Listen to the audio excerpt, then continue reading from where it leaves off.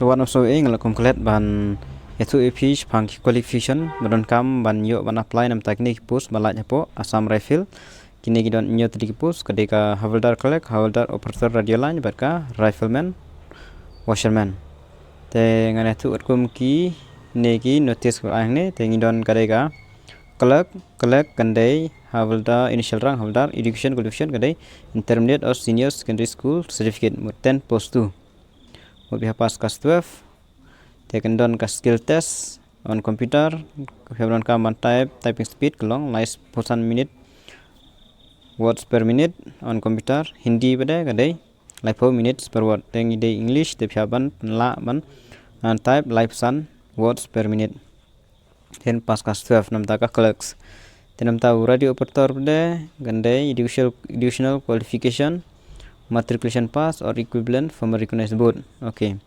And 2 year in the Phabdon arts name kaneka ITI training. Hagi radio and television ne kane bade. Kar radio online.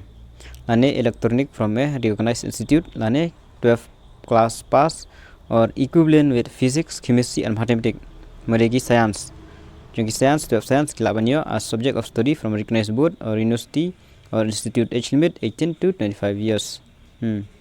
Ntar radio operator kamdar te kabolong common nya baro babenyo ban apply kadai kane ka trade washerman for male candidate only kane pre education qualification kadai 10 plus pass from a recognized board age limit 18 to 20 tang kane kadon tak sipos kini atli beron lai post bade phab don lagi jong jongi qualification tang kine jing tep kulijuan